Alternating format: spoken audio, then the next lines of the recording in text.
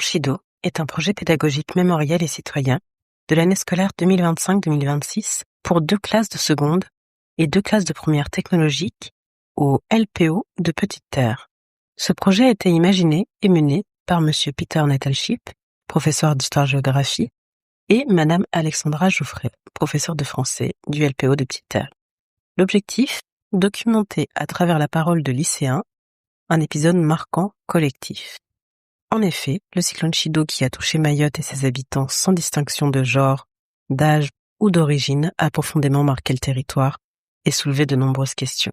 Ce projet, qui vise à documenter l'événement, à hauteur d'adolescents, par des témoignages écrits et oraux, illustre la réalité du vécu du cyclone dans les sphères scolaires, familiales, intimes et participe à l'effort de transmission.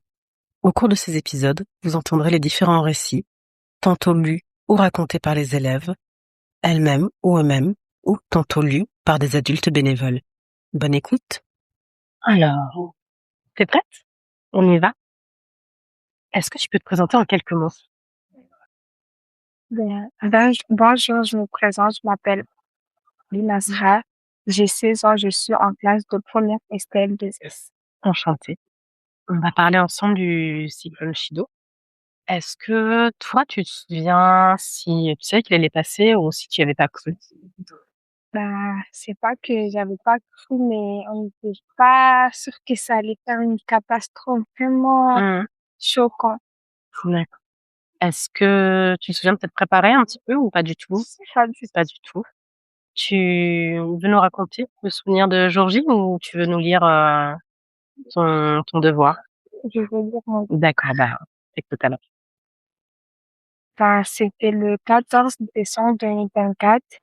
Il fait 1 an jour que lors du passage sur l'eau, j'ai ressenti une inquiétude, le vent soufflait très très fort et la pluie tombait. Pendant ce temps, je pensais surtout à la sécurité de ma famille et de mon entourage. J'avais des chocs et des traumatismes juste en entendant le bruit et dire que nous, on pensait pas que ça allait être grave, tandis qu'on était à la maison avec la famille et on avait un bébé qui vient de naître, il y avait 1 mois. Et pendant que la maison s'effondrait dans nos yeux, on a fait secours et on est parti se protéger chez les voisins. Ce jour-là, j'ai vu ma vie s'effondrer en voyant un message que mon cousin est mort pendant le cyclone Chido. J'ai vu mon âme sortir de mon corps. C'était tellement choquant. Je n'arriverai jamais à oublier ce catastrophe. Après le passage Chido, les dégâts étaient visibles, des arbres touchés, des routes endommagées et toutes les maisons détruites. Malgré cela, j'étais marquée. La réaction des gens, beaucoup ont fait preuve de solidarité en s'entraidant, en aidant à nettoyer, en vérifiant que les voisins allaient bien.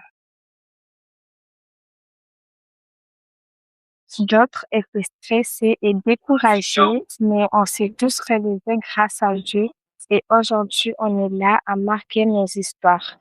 Personnellement, je pense que la manière dont les gens ont réagi est bien car cette épreuve a montré l'importance de l'entraide et du soutien dans les moments difficiles, même si Chilo a causé des dégâts, mais il a aussi relevé la capacité des personnes à se soutenir et à rester unis face à Carrément. L'adversité? face à l'adversité. D'accord. Je te remercie pour ton témoignage. J'ai une ou deux questions complémentaires. Si, imaginons qu'il y a un prochain événement, toi, qu'est-ce que tu donnerais comme conseil?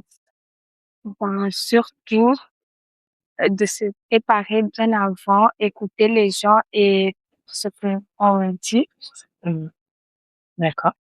En classe, vous avez travaillé, je pense, sur la question de la commémoration. Est-ce que toi, tu souhaiterais qu'on commémore le cyclone? Oui, pour qu'on n'oublie pas les gens qui sont morts On n'oublie pas Shido et tous les vitrines de Shido. D'accord. Ok. Je te remercie. Tu voulais rajouter quelque chose? Non, moi j'ai pas d'autres questions alors. Je te remercie beaucoup.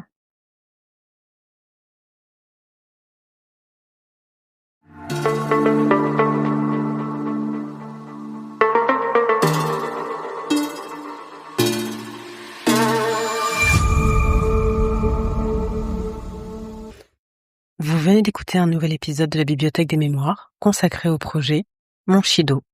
Je vous invite à écouter l'épisode 0 de ce chapitre pour découvrir la démarche des professeurs et élèves du lycée polyvalent de Petite-Terre. Je vous invite également à écouter d'autres témoignages de personnes ayant vécu le cyclone, chez elles, au travail, ou de personnes qui sont revenues sur l'île après son passage. Merci à vous, à bientôt pour un prochain épisode.